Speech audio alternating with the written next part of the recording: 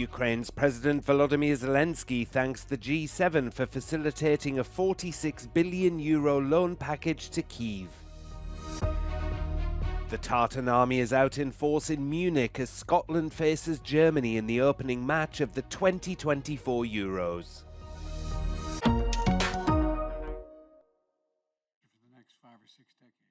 Ukraine's President Volodymyr Zelenskyy has thanked the leaders of the G7 countries for agreeing to keep sanctioned Russian assets locked up until Moscow pays reparations for its invasion of Ukraine. That agreement has paved the way for a €46 billion loan package for Kyiv, funded by the interest earned on Russia's frozen central bank assets. Details are still being finalized, but those funds could reach Kyiv before the end of the year. Головний результат для нас буде більше ППО для наших міст. Патріоти – це вже фактично українське слово. Буде більше техніки та інших необхідних речей для фронту. Вирішено і щодо використання російських активів на користь України і є перший вагомий крок «сімки» щодо 50 мільярдів доларів. Дякую. Security for Ukraine was also high on the agenda, and Zelenskyy ended the first day of the summit with 2 new accords signed with international partners. He signed a 10-year security agreement with US President Joe Biden that both sides hailed as a milestone. With regard to the plan, that is a plan in process now. We're discussing with our Ukrainian friends exactly what it would be. We have a lot of movement toward that. We know the outlines of it. We have not done the detail of it all. But we know what Ukraine is capable of doing when given the material to defend themselves. Zelenskyy also signed a 10-year security agreement with Japan's Prime Minister Fumio Kishida. That deal will see Tokyo release €4.1 billion to Ukraine this year to fund security, defense and humanitarian aid. Zelenskyy referred to that deal, the first such agreement Ukraine has signed with a non-NATO country, as historic. But not everyone in southern Italy was happy. In nearby Brindisi, the No G7 group staged an anti-war rally in protest against the summit. And as G7 leaders made their way to a state dinner, protesters held what they called the Poor People's Dinner.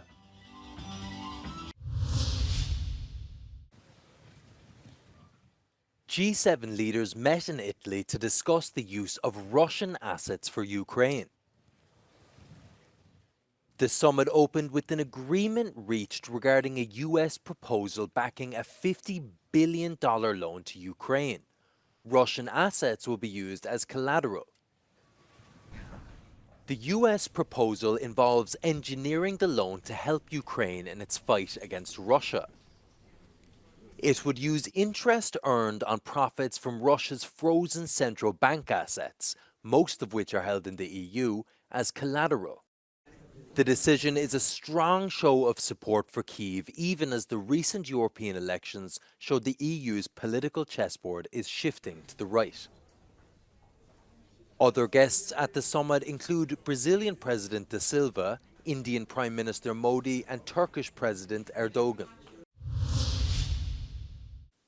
NATO defence ministers have finished their meetings in Brussels, during which they agreed on a plan to provide long-term security assistance and military training to Ukraine. The ministers met over 2 days at NATO headquarters for the last high-level talks before a summit hosted by US President Joe Biden in Washington in July. NATO Secretary General Jens Stoltenberg said the defence alliance needs to sustain its level of support for Ukraine. Since Russia's full-scale invasion, allies have provided around €40 billion worth of military support each year.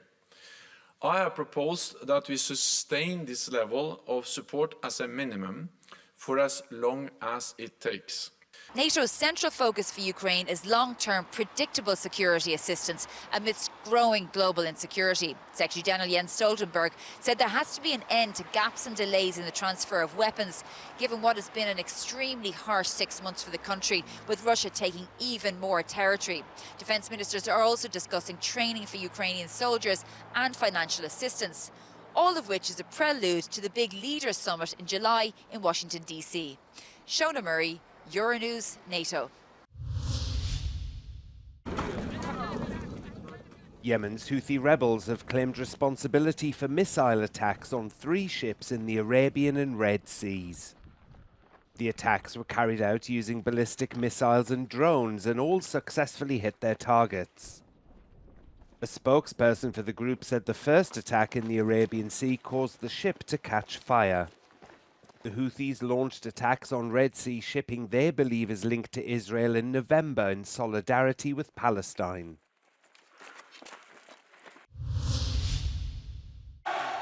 The EU's Green Deal is set to survive the European elections, despite a surge in far-right parties that are skeptical or even opposed to climate policies, and the Greens being amongst the biggest losers in the vote.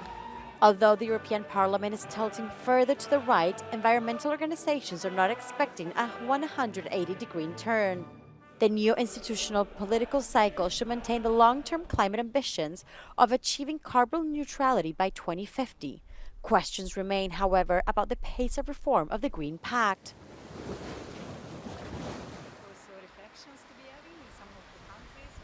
I think there is a risk that we go too slow, first of all, and that we kind of have this mood of deregulating still in the narrative. Climate policy may no longer be the political compass of the next European Commission. The Green Pact could therefore enter a new phase focused more on industrial strategy and the need for competitiveness. We clearly see that the European conservative parties in the EPP really want to strengthen the industrial competitiveness. They are concerned about the threats from China and the US, which have very aggressive policies and investments. We see that the industrial jobs is a key topic for the trade unions, so they don't want to have austerity measures anymore. They think, let's invest here, let's manufacture here, let's create the good jobs here, which is key for the Social Democrats. And then you have the Renew that really want to have market leadership, and they see that it's on batteries, electric vehicles, electrolyzers, and wind, where the growing markets are.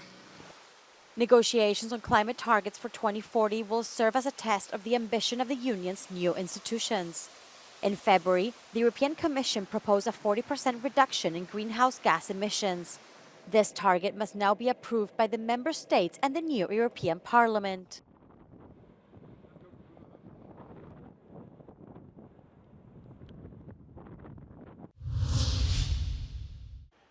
Severe weather event pummeled parts of Europe this week, with Greece experiencing the first heat wave of the summer. On Thursday, temperatures exceeded 40 degrees Celsius in the country. The fire brigade stood on a high alert as authorities issued a fire hazard warning. In Bulgaria, a hailstorm left several parts of the country without electricity Wednesday evening. The 20-minute hailstorm was accompanied by rain and destroyed people's cars in Shumen, the northern region.